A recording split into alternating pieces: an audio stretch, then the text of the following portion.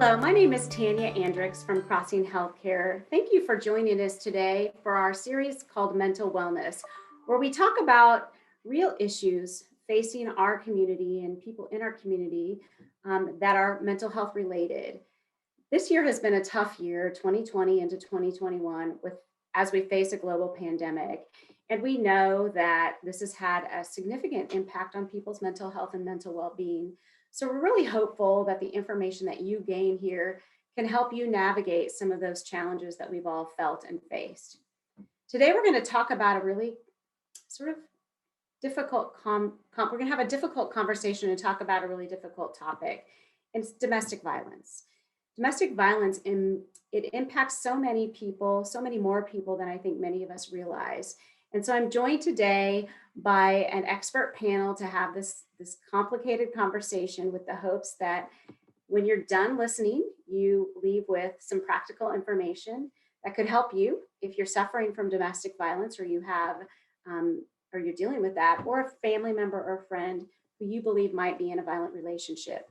First, I'm joined by Teri Ducy. Teri is the executive director of our domestic violence program here at Dove, which is our women's domestic violence social services agency that serves Decatur and Macon County. Thank you for joining us today, Teri. Thank you. Glad to be here. I'm also joined by Abby Fritzgerald. Abby Fritzgerald is a mental health counselor, and she has worked at Crossing Healthcare in the past. She has a lot of areas of expertise, including human trafficking, which is a topic that can be very closely related to domestic violence. She's also taken a personal interest in this topic as she counsels people within her practice that have struggled with violent relationships. I'm also joined by Charmaine Robertson Stoner, who is a licensed clinical social worker. She's our Chief Officer of Behavioral Health here at Crossing Healthcare and oversees all of our mental health programming. So with this highly skilled panel, I'm excited to start the conversation. First of all, I think it's important that we define domestic violence. And I think that many people might have different understandings of what this even is. And so I want to start with you, Charmaine, and then you can throw this out to whoever else in the panel. But how would you define domestic violence first and foremost? Hi, thank you so much for having us, Tanya. I think when we talk about domestic violence, we're talking about violence or acts of aggression, usually including power and control. But we're talking about this sort of occurring in a home setting or an environment where this is sort of a congregate living setting.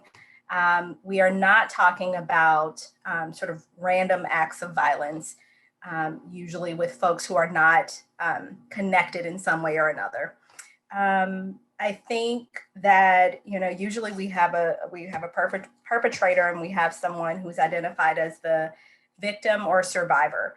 And I know our team will talk about that more, but I think it's also important to note that some folks prefer to be referred to as a survivor, not a victim, right? They sort of have overcome this sort of tragedy or this experience. And it's important to note that they've overcome this. But we're talking about sort of this situation where one person is sort of the aggressor. And then what does that look like in the home environment? So, Abby, I'm gonna throw this at you. Would it be fair to say that in order for it to be called domestic violence, you have to know the person that is the aggressor, meaning it's somebody that you know, that you have a personal relationship with, that you also live with? Is that a fair way to summarize what Charmaine has said? Yes. Obviously, the domestic part of that is what is constituting someone that you live with, someone that you know. Like Charmaine said, it's not necessarily a stranger or a random act of violence. It is someone close to you that may be taking advantage of the relationship and the closeness that you share in proximity and emotionally. There's different levels of that.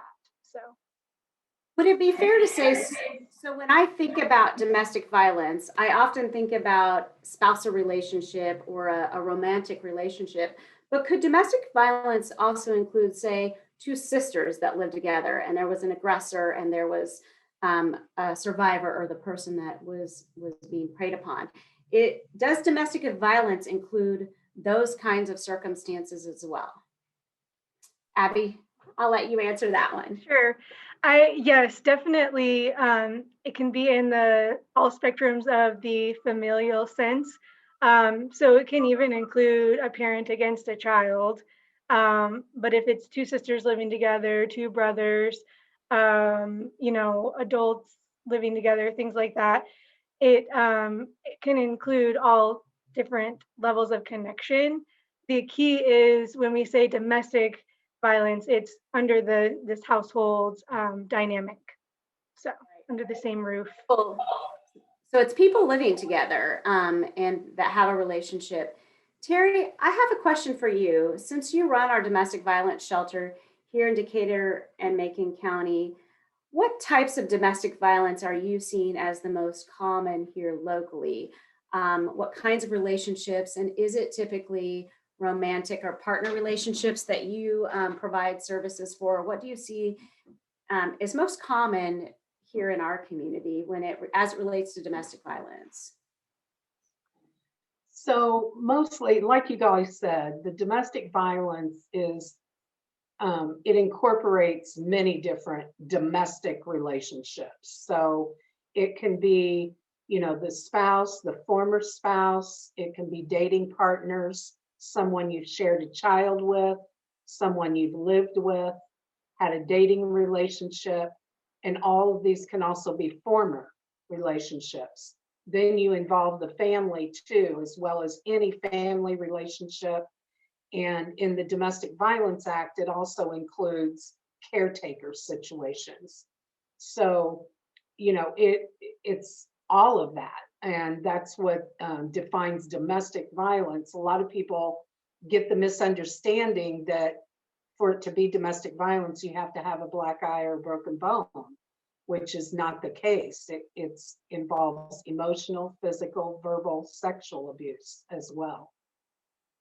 Thank you, Teri. You really touched on what I wanted to talk about next. And so we kind of defined, okay, who is it that we're talking about when we think about domestic violence? But then what is domestic violence? What kinds of things can we put into that category? And it sounds like you really hit that in your comments, in that it's physical aggression, but you also mentioned verbal and emotional abuse and sexual abuse. And so, I think that we need to probably delve into that a little bit more, because I sometimes think that we as a society maybe tolerate certain levels of negative conversation, name calling, swearing, and don't always maybe define that as what it is, and that's verbal abuse. So can we delve into that a little bit, Abby? Can you give us some examples of where you feel like we should pay close attention when we identify violence as it relates to not just physical violence, but maybe verbal and emotional violence? I think Charmaine mentioned this earlier in talking about the power and control struggle that may happen in a violent relationship. It's important to talk about maybe the factors that can lead into more physical violence, for people to understand the warning signs of an individual that may escalate to that point.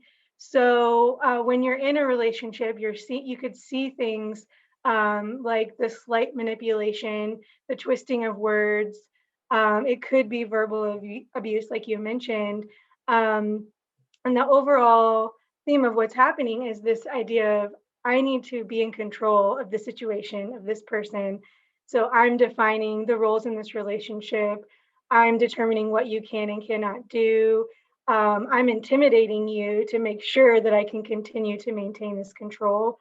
So I think sometimes people can miss those maybe red flags along the way, that can end up in a physically violent situation, because maybe that person feels out of control all of a sudden and they're trying to gain that back. And so maybe they do start to escalate and use more physical measures to intimidate.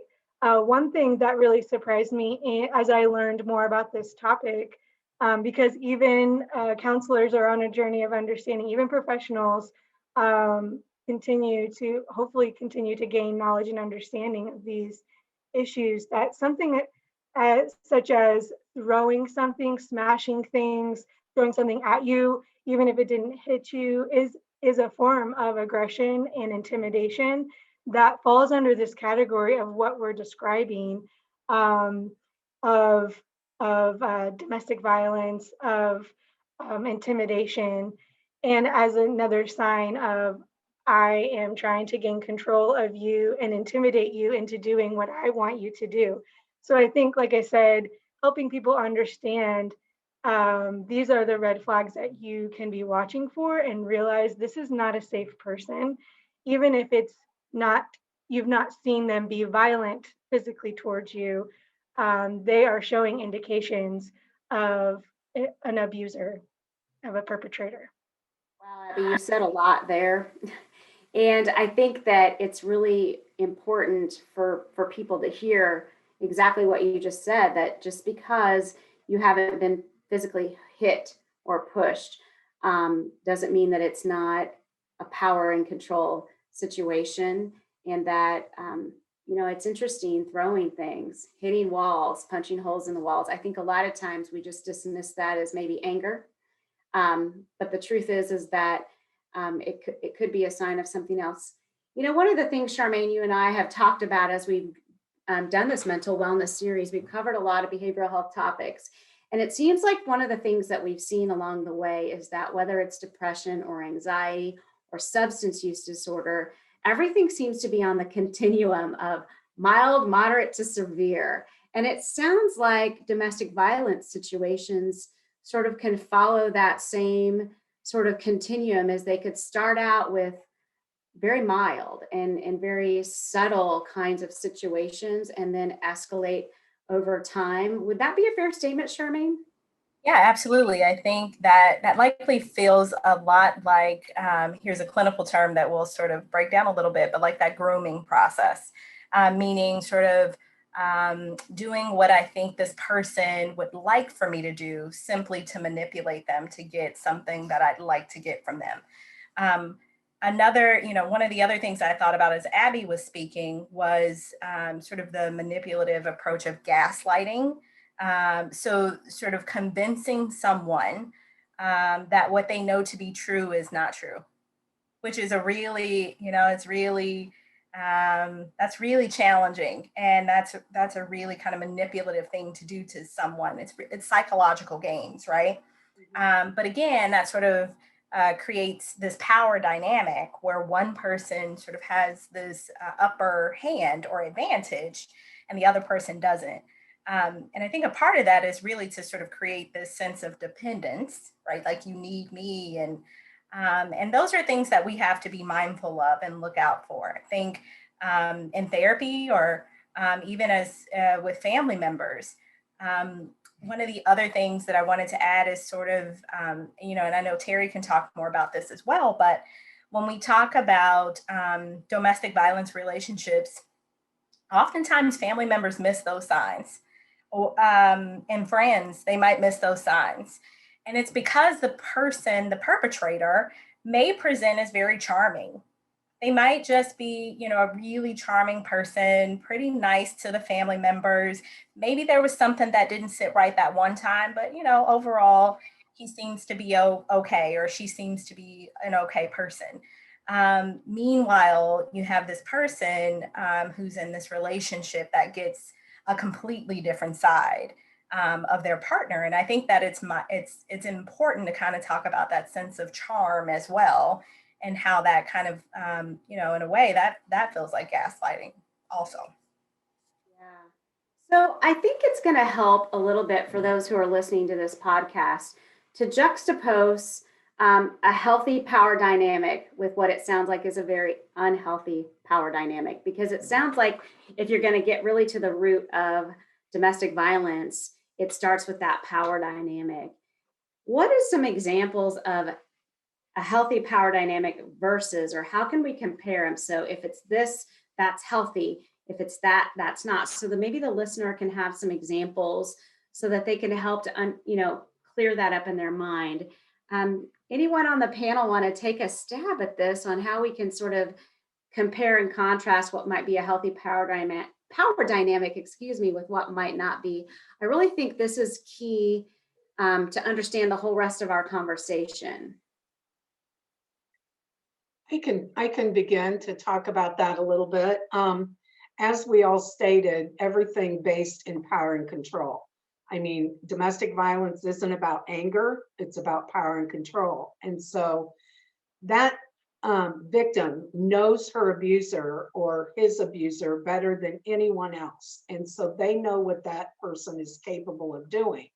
What happens is it is so gradual. And in that early stage where it's so important to know what those warning signs are, because that's the stage where you talked about the mind games, to where the victim feels almost like they're crazy or something, because the batterer is so good at placing the blame. And domestic violence is all about power and control, and that perpetrator not being held accountable. So not being accountable for their behavior, and in fact making it like it's the victim's fault, and making that victim feel like it's their fault. So in that emotional abuse stage, they don't, in a healthy relationship, you can agree to disagree. You can have disagreements and it's okay. You can get angry and that can be healthy, in fact. But it's how you choose to deal with that anger. But when there's domestic violence, the victim begins to just agree with their partner, because if they dared to disagree, then there would be consequences for them. So they begin to internalize everything that they're truly feeling, and they're not able to be open and honest if it's something they're having a conversation about, something that they know they're going to answer in a way that doesn't agree with that abuser, and they're going to answer in the way that that perpetrator is not going to be happy about. So instead of jeopardizing their safety or having an issue going on with them, then they just agree. And so what happens over time is the victim then internalizes everything to where they get to a point where they can't share their real feelings, they can't make decisions, they choose not to, and they become very dependent on someone else and lose their own independence and who they are as a person, because they're being molded to be this person they're not. But in order to protect themselves and be safe, they've learned to put up barriers, to be able to keep themselves safe. That's part of that survival skill that they use. So there's so much going on in that emotional abuse stage where the victim will minimize the abuse, make excuses, because in all honesty, most of the clients that I've worked with over the years, they don't want the relationship to end. They just want the abuse to stop. Wow. So, they stay, and, that one horrific question, why do they stay? But really that question should be, what are the barriers that are keeping them there? That sounds so much better. Why do they stay? That's re-victimizing that victim. There's many barriers that keep them in that situation. Let's pause right there, Teri. You gave us so much, and I appreciate. You've got how many years of experience working with domestic violence, Teri, before we move on? 30. That's what I thought. Been here 30 years. You speak with such firsthand knowledge and clearly a passion for people who suffer in domestic violence situations. And one of the things that I heard you say loud and clear is that the difference, the fundamental difference between a healthy relationship and a relationship that could become violent is the ability to disagree, to argue, to have opposing viewpoints and opinions, to not do what the other person wants you to do, and that is still healthy and okay. Abby or Charmaine, would you like to to chime in, I want to really make sure we define the emotional difference between healthy and unhealthy. And then I want to expand on something that Teri touched on, and that's what barriers keep a person in these relationships instead of asking why do they stay. I want to go there, but before I do, I really want to make sure we understand the difference between healthy and unhealthy, because this is where it starts, and this is fundamental and key. Because I think if I were listening to this right now, and I didn't know whether whether it was really that bad, whether this was really something I should pay attention to, because I've talked to women and I understand that sometimes that is the core question. Well, maybe it's not that bad. I really wanted to find this. So Abby, what else? Sure. I think Teri covered a lot of different aspects. Communication is such a huge part of relationships. And I'm also thinking about trust. And maybe your partner wants to know where you're going or wants to know when you have arrived. And there can be an element of safety, like, I got here okay, I'm fine. But it can slip into more manipulative, more aggressive, when maybe the partner is paranoid and doesn't trust you and begins to accuse you of things. Maybe they want to know more specifics. Maybe they get mad at you the time that you forgot to let them know. And I just think about the aspects of there's a healthy side to that where, okay, I care about you and I want to make sure you're okay, that you arrived at your destination. I'd like to know where you're going because I care about you, and those aspects of a relationship. But it can quickly turn manipulative when, depending on how the person responds, the reasons behind why they want to know those things. And I also think about how a relationship is a two-way street. So is your partner also providing that information for you when they go out, when they're, doing something out of the ordinary of their routine? Are they showing that same courtesy to let you know, hey, I'm going to be home a little bit later. This is where I'm at. So I think about it in terms of what's the healthy line here? And then where does it move into more of a manipulative and power struggle? That can become a very dangerous thing. If the partner forgets one time, they could come home to a very angry partner that takes it out on them in whatever capacity, but quickly realizes it's not okay to forget something that harmless. My partner is paranoid about where I'm going, so that's why I have to do these things. That's not healthy. There's not a level of trust there, and that's in my mind is a red flag that this person they're out of balance in the accountability. They want you to be accountable, but they don't have to be accountable to you. Hopefully that's making sense. I just feel like that may be one of those lines that can easily be crossed over from healthy to unhealthy, and maybe can be a subtle way for an individual to evaluate their relationship. Like, is this a reciprocal part of, is this, one-sided, or are we both on this two-way street of trusting each other, of sharing information even to that extent? So.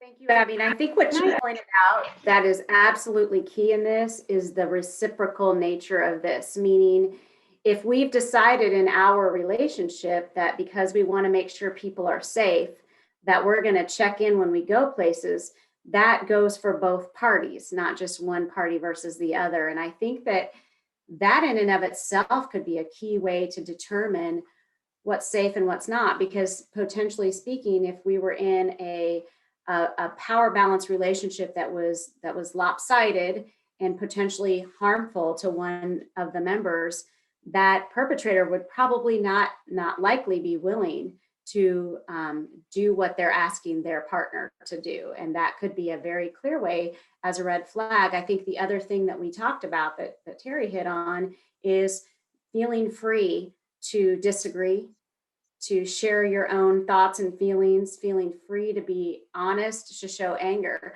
I think if we set those things as the core of healthy, it really is pretty clear of what's not healthy. And I think if we can define that from the front, I think that's going to help our conversation. I'd like to shift gears and really touch on. Can I say one thing, Tanya? Absolutely. Can I say one thing? Okay. We talk about how this is gradual and it doesn't start at this high end. And it so sneaks up because at the beginning, like I could even go to like a dating relationship. At the beginning, when that perpetrator or the partner begins to question where she's at, who were you on the phone with, why are you late? At first, that feels good, because they're thinking, oh, he really cares about me.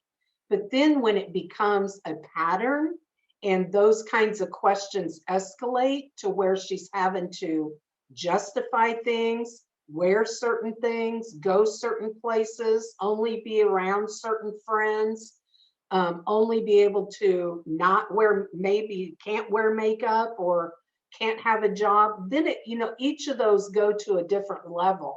And so that is that progression. So yeah, I mean, I needed to say that was on my mind. I'm so glad that you did, Teri. I think it's important. We're defining this baseline, and I think it's so important to define this. How do you know early signs? Because this is a progression, and we're hopeful that we can catch people early and have them question these relationships early on.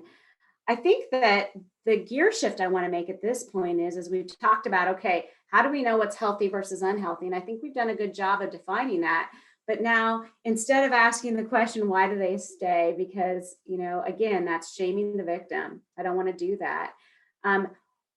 What resources or what barriers, maybe is the better question, what barriers stand in the way? And I think that we need to spend a little time talking about what barriers oftentimes stand in the way of anyone leaving a relationship like this. And I want to start with you, Charmaine, and then we're going to circle around to Abby and finally end with Teri, because Teri, I have a feeling you're going to switch us right into what resources are available to help. And so I want to start with you, Charmaine, and talk about, okay, what barriers oftentimes keep people in a domestic violence relationship? Sure. Yeah, I think there's a host of things that will look differently per the person, right? It's sort of what's significant to them. Barriers could be safety, for an example. If I leave, then ... this could happen. This person has almost guaranteed me that if I leave, this would happen. And so I think it's really important to consider that, as Teri noted, sometimes when the question comes up, why haven't they just left yet? It feels like the most basic thing, and it's way more complicated than that. What we also know from the research is that's also the time that the person is probably at an increased likelihood for being harmed. So we really have to be intentional about being sort of a plan of action with what leaving would look like and what those implications are. Obviously, children, blessing and a barrier, right? Barrier in the positive way. And I mean the concern that maybe their children could be harmed, but also if I was to make this this call to 911, are my kids going to have a father, or are they going to have a mother, right? It's way more complicated than just sort of what we look at on the surface. I did want to add really quickly, one of the things that I remember really kind of standing out to me and really learning about domestic violence years ago was sort of this cycle of violence, right? And I think it's important to say that because I think it's one of the most basic things to discuss, going back to knowing what's healthy and what's not healthy in that sort of those phases. And what we discuss is sort of that tension building phase and people have sort of described walking on eggshells, not wanting to set this person off, just really, just hesitant, which has got to be really anxiety provoking. And then when we talk about this like violence, this kind of act of aggression, and again, as we noted earlier, that might be physical aggression. It might be tearing this person down emotionally. It might be a whole host of things. And then sort of shifting to that honeymoon phase. And I can remember listening to survivors of domestic violence say that they've received really expensive and extravagant gifts during that time, where the person is super remorseful and very sorry, is, you know, sort of what they express or portray, that suddenly I don't want to lose you and I'm willing to do any and everything to keep you. And then this is sort of like this rinse and repeat sort of cycle. It's really important to kind of note that. And so I think maybe the honeymoon phase is a barrier, because it presents as, whoa, there's hope, right? This person may be changing. There's light at the end of the tunnel, when maybe not so much. I'm really glad you pointed that out, Charmaine, because we kind of talked about it. We talked about all the various stages, but we didn't draw the circle. And I think that is key. It starts with, let's not do that. It might upset dad. Let's make sure we, do all of the things that keep the peace. And so we walk on eggshells and we keep the peace. And then something happens and you have the event, and then here come the flowers. And I've heard that story time and time again from various people. And, I agree, it's pretty classic. But, it seems to be the pattern that gets followed. And I'm glad you pointed that honeymoon period out, or the flowers, so to speak, out as one of the reasons that people may stay, because, there's clearly love involved in these relationships. And so when there's remorse, it's natural, it's human to want to believe people and want to offer up forgiveness. We're taught to offer up forgiveness. We're taught to offer up grace. And so I could see how just that pattern in and of itself can be a very hard pattern to break. Abby, when Tanya, I apologize. Please, Tanya, Teri, I apologize. jump in. I want to add one thing there. When you talk about that cycle, the key thing about that, and the most dangerous thing, is that eventually in domestic violence, each incident gets closer and closer together, and each incident increases. So what eventually happens in that cycle is that the honeymoon stage disappears. And then it goes strictly from that walking on eggshells, knots in your stomach, not knowing when they're going to go off, to the incident of abuse and back to the tension building. There no longer is that honeymoon area where they have that safe moment. Some victims know actually how long it's going to be in between each cycle, or how long they are going to be safe, but they won't have that honeymoon cycle anymore. So then they're at another increased level of danger. Oh, Teri, that's so sad and hard to hear, but I'm glad you brought that up. As we talk about the continuum, it can be something as simple as, none of it's simple, but infrequent situations of low intensity, all the way up to what you just described as so much more advanced that there no longer is that honeymoon period. And that's sad and hard. I'm glad you brought that up. And that's the continuum. And that's really why this is so dangerous and so important for us to talk about, because it does continue to get worse. If you're just joining us, my name is Tanya Andricks. I'm from Crossing Healthcare, and we're in a podcast series called Mental Wellness, where we really take on some challenging mental health topics.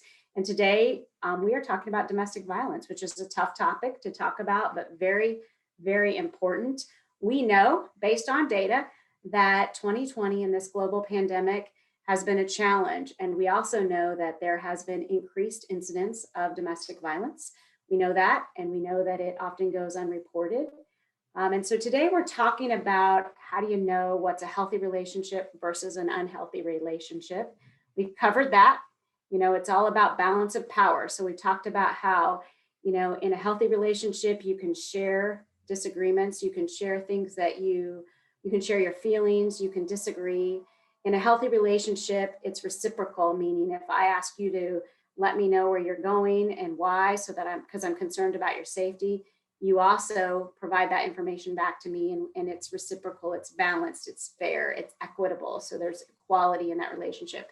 An unhealthy relationship would be the opposite. And those unhealthy relationships where the balance of power shifts are the dangerous relationships that can progress. So we covered that. We're talking a little bit about, okay, what are the barriers? Why do people stay? Which is a shaming question. And so instead of talking about it that way, it's like, well, what things get in the way of leaving? And so Abby, I wondered, is there anything else that you can think of? So we've talked about that honeymoon phase could get in the way of leaving, children or fear could get in the way of leaving. What else have you seen in your experience that can get in the way of leaving? I just think of two other things, denial and lack of support. Um, so we've talked a lot about how gradual the situation can be, where we don't even see what's really happening. But maybe one day the individual wakes up and says, I don't even know who I am anymore. Um, Maybe that takes longer for other people. And so there can be a lot of shame, obviously, in coming to a realization that I'm not in the kind of relationship that I want to be in. And so maybe it's easier to be in denial. It's not that bad. It's only happened X amount of times. I've literally heard individuals say, he hasn't hit me yet.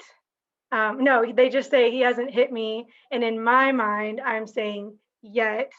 Um, there's there's just a lot of dismissing behaviors, um, kind of making excuses for the individual, and I think that that can become just a very significant barrier in leaving the relationship and finding help.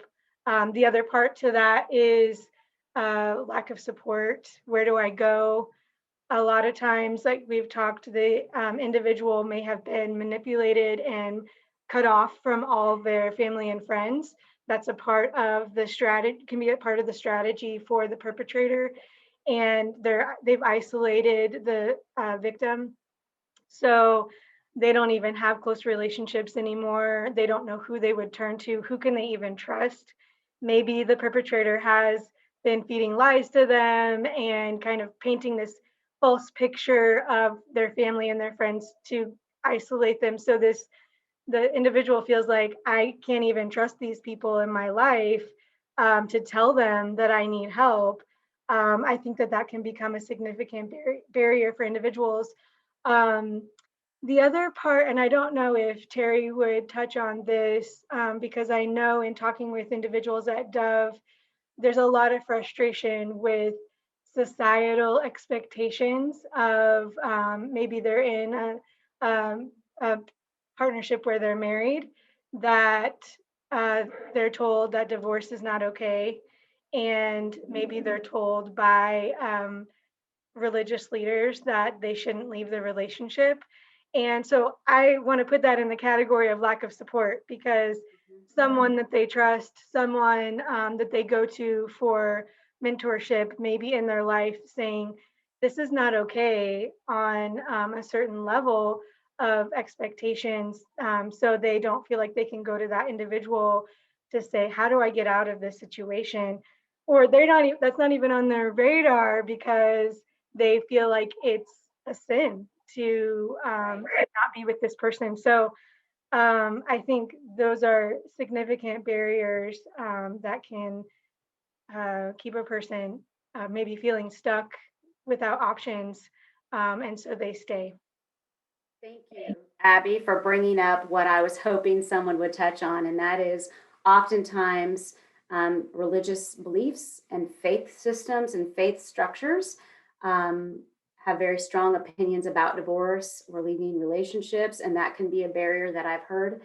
I think that another thing, as we're coming off this pandemic and our economy is in such a difficult spot, I think finances can be, economic concerns is absolutely another barrier. So really what I hear is there's a lot of reasons, there's a lot of barriers that get in the way of someone leaving a domestic violence situation. And so I think that it's important for us to acknowledge that, because we have to not judge people that stay in these situations. You have to acknowledge that. One more that I can think of is empathy. The perpetrator is loved by the victim oftentimes.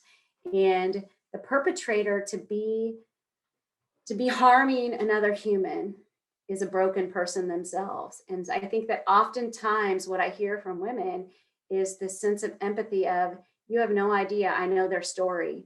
They were traumatized as a child. They're a broken individual. And it's that empathy for the brokenness of the person who is the perpetrator that also will cause someone to want to stay. The last thing we want to do is harm a broken person even more, even though they're harming me. It's such a difficult dynamic. Wouldn't you agree that it's instead of saying, why do they stay? I think what we have to absolutely say as society, and to destigmatize this, is how can we help them leave? Because it's so much more difficult to step away from those kinds of situations when you really think about all the things that stack up to reasons why they would stay. Wouldn't you agree?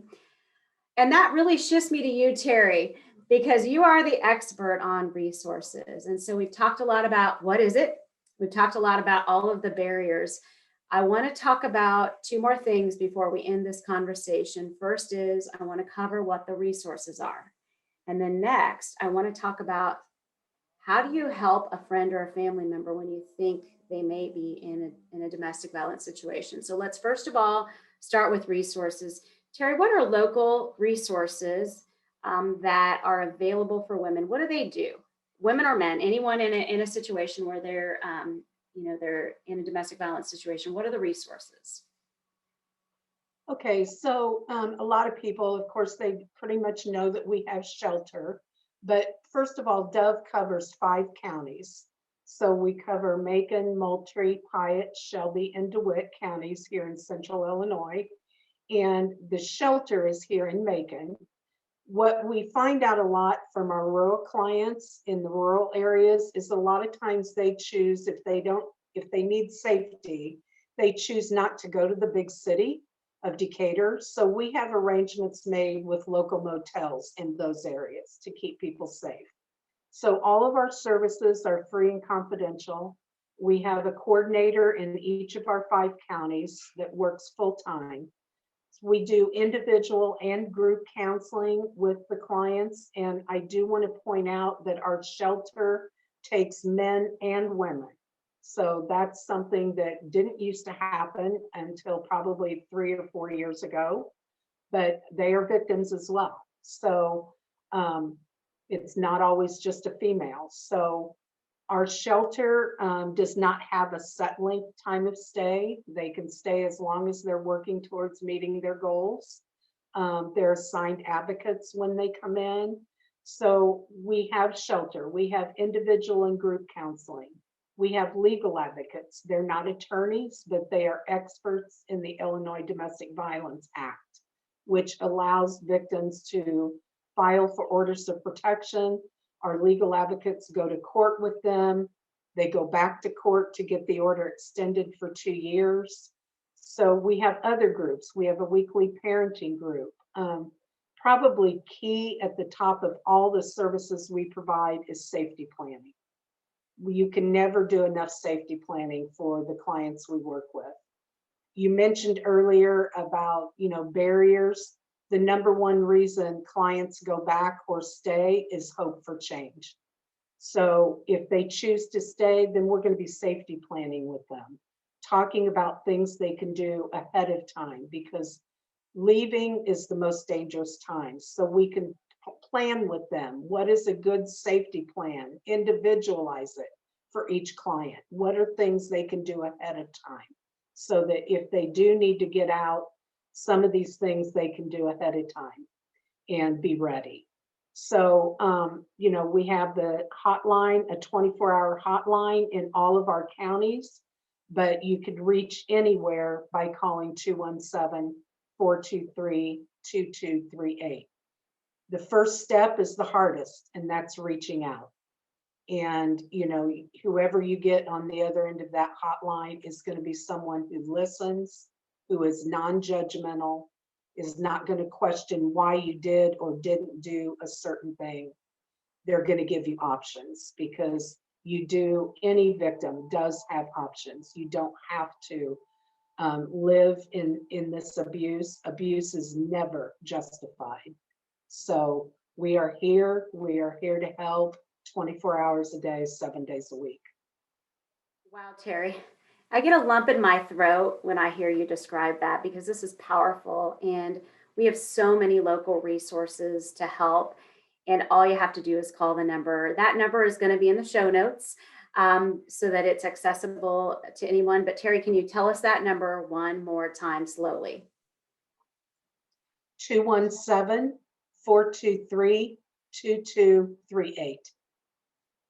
Thank you. And I think that more than anything, if you're listening to this podcast right now and that unhealthy relationship as juxtaposed to a healthy relationship, if when we describe that touched a nerve with you, I hope that you'll call that number. I just really will. But I also hope that friends and family are paying attention to this. And I think that, it's probably more likely that, we'll reach a family member or a friend who might have some concerns about someone that they love being in an unhealthy or domestic, a violent relationship. And Abby, I want to start with you. First of all, what are signs that we as friends and family members can look for in other people's relationships? Because that's tough. What happens in other people's homes and behind closed doors is their business. And I think that society supports minding your own business, right? As it probably should in most situations. But how do we know if there's a problem? How do you notice? What should you see? I think, we've touched on some of the subtle things that an individual might be able to see in their own relationship. And it is really hard because you don't see what happens behind closed doors. I think sometimes it's just being that person that listens, that's available, is really helpful because it can give that individual an opportunity to say, this is what's going on. Is this okay? Like, is this right? Like, this doesn't feel right to me. So maybe you'll have opportunities to have conversations to help them. But maybe it is subtle things when you're together and you hear them saying things that just feel off. You hear them maybe hear the perpetrator asking your loved one really pointed questions, maybe being really demanding. I think the really tricky thing that I want to highlight is the potential for danger. And as Terry mentioned, that leaving can be the most dangerous part. So while we want to like jump in and rescue our loved one, we have to understand that leaving, intervening in the situation, you don't know what the perpetrator is capable of. And to be mindful of that, I think is really important for a loved one to understand all these things that we're talking about, right? To not go in with judgment and just assume things, but also understanding that maybe you're not the best person to provide safety for this individual, especially if the perpetrator knows where you live, those type of things, to keep that in mind when you are maybe dealing with an individual that's in a violent relationship. I think about in terms of if the person has decided to leave, maybe they're beyond that step, they're in a safe situation. What do you do at that point? And as I've met with individuals in the counseling setting, it's really important to be a listening ear. You don't have all the answers. You're not going to be able to make it better. But to hold that space with them and cry with them, I think can be so meaningful for the individual as they're coming to understanding of what they just went through, as they're trying to get their get their feet back on the ground, figure out who they are again. Being that trusting friend, that listening ear is incredibly important for definitely for that stage of the process.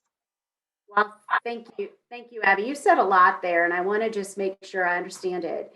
First of all, it's if you have concerns, if you see a friend or a family member who is constantly having to explain things or says some things that cause you some some concern, having a common dialogue, having a non-judgmental dialogue with that friend or family, you would recommend doing that. Just go ahead and say, how are things? How do you feel? Having that kind of conversation, and then recognizing that as the friend or family member, you probably aren't the right person to help, and linking that person with resources like Dove. So being aware of those resources absolutely probably needs to be key, and recognizing that this is one situation where people like Teri and her team are the right people to assist. And that as a friend, your job is to listen, to not judge, and to connect to the professionals. Would you all agree that that's the role of the friend or family member in this situation? Absolutely. One of the things in some of our discussions we've had is, communities, a lot of people want to say it's not my business, I don't want to get involved. And really, domestic violence is all of our business. So another thing on this whole thing is, if your neighbors or you hear something or see something outside, rather than going up, you don't want to do that because that can jeopardize your safety. Call law enforcement. You could be saving someone's life. So that's all you need to do. Make that call. And always, when you do want to approach a family or member or a friend that you suspect this is happening, pull them aside at a time when they're nowhere around the abuser. And just like you said, just know your resources, know the hotline number, know your local domestic violence program, and let them know that help is available. And I'm just concerned about you. Just for that victim to hear that is immeasurable sometimes. And I'm so glad, Teri, that you pointed that out, because this is exactly what we talked about in our other mental wellness conversations when it comes to depression or substance use disorder. If it's a friend or a family member, or somebody that you have a relationship with, it's better to have the conversation. As difficult as it may be, that person wants you, most likely, to have the conversation. So even though it might be difficult or it may feel awkward, if you have concerns about the safety of a friend or family member, it is always the right thing to have that conversation, and then make sure you know the resources and recognize that you might not be the right person to fix it, especially when it comes to domestic violence, because it can be dangerous. We're coming to the end of this conversation, and what I thought was going to be tough, when we decided to tackle this conversation or this topic, I wasn't excited because I was afraid it was going to be really hard for us to talk about, but it wasn't. It was really enlightening, and I think that we have, through this conversation, really covered a lot of ground. But I want to make sure that each one of you has a chance to share anything on your heart and mind as it relates to this topic before we end in this podcast today. And I want to start with you, Charmaine, and then we'll go to Abby, and then we'll end with you, Teri, because I want you to end with the hotline number. But Charmaine, anything on this topic of domestic violence that you think is really imperative to anybody listening today to understand? Yeah, I think the first thing I would say is to sort of just echo what Teri said. An issue that impacts one of us impacts all of us. And again, this is a really good example where the don't ask, don't tell, old policies still doesn't work. So if we know that there are concerns, or if we're a neighbor and we heard something, now's the time to try to intervene in terms of reaching out for support with law enforcement or what have you. You might have just saved someone's life, right? Like literally. So I think it's really important to not to sort of minimize our role and say, well, that's not my business, going back to what you just said. And then the other thing I would just echo again is safety planning. It's one of the things, I think if people have access to EAPs or employee assistance programs, I love to still bring that up. As a former employee of an EAP, domestic violence was something that we encountered frequently. And one of the things that we, really encouraged, especially for those who maybe weren't quite ready yet, but they were sort of going back and forth with the idea of, if I was to leave, this is maybe sort of my plan. But one practical thing I think just to take away is packing a bag, and a bag with important items that's necessary, right? Like ID, driver's license, cash, things to that nature. Storing that in a safe place, in a trunk or behind a tree or under the house, somewhere that if you had to get to that easily, you could. And I think that was really important. It's one of the things that I don't ever want to underestimate, because if a person did decide to leave in a hurry and they didn't have much time, it's important to be able to eliminate or reduce as many barriers sort of as possible. But I think one of my greatest takeaways from today is just, again, hearing all the resources that Teri talked about. And this is in our very own community. So I think it's important, as with every topic that we've talked about, if support is warranted, let's definitely reach out for support. Abby, I want to go to you. Is there one last thing that you would like anyone listening to this podcast on this topic of domestic violence to know or understand? What do you think is rising to the top for you?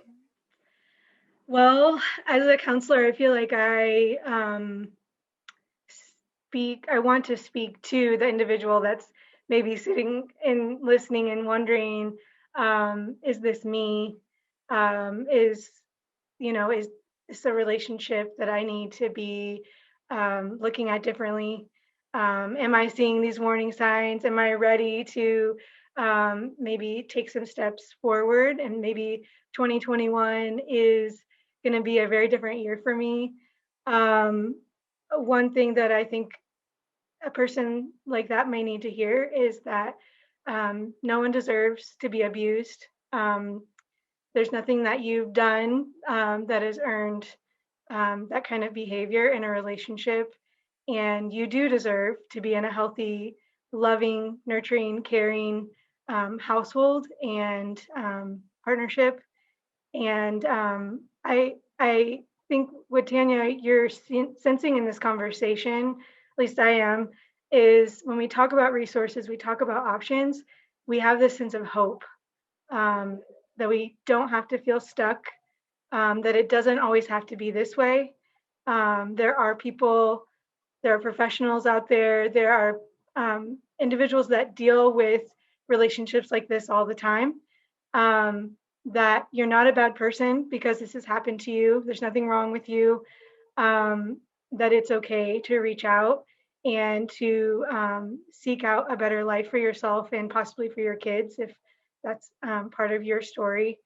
And that hopefully you can find yourself on a journey of healing and hope, maybe from listening and taking this to heart today.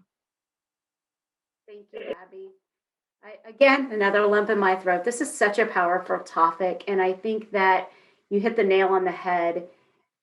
So many times, part of this is being sort of worn down and not believing that you're worthy of a healthy, loving relationship. And I'm really glad that you pointed that out. If you're listening today and that's not what your relationship looks like, there is help and there is hope. And Teri, anything that you'd like to add as we close out this conversation today? I just want to re-emphasize that there's never a justifiable reason for someone to go through this. And so, domestic violence is not a sickness. It is a learned behavior. It is a choice behavior.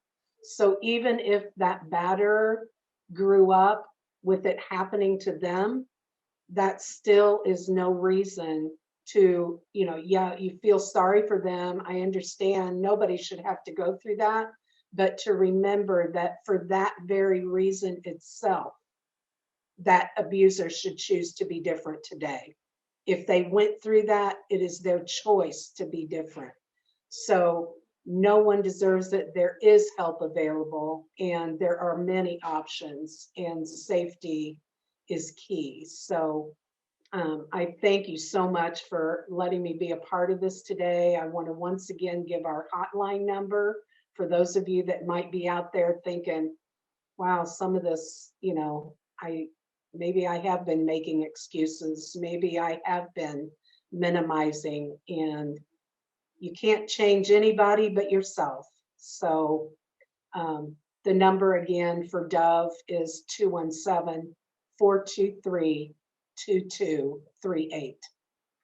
Thank you so much, Teri. And thank you, Charmaine and Abby, for joining us for this really great conversation about domestic violence. It is our sincere hope that whoever listens to this podcast today takes away something that can help them, a friend or a family member, or just helps them to understand a circumstance a little bit more so that maybe stigma will be less and judgment will be less.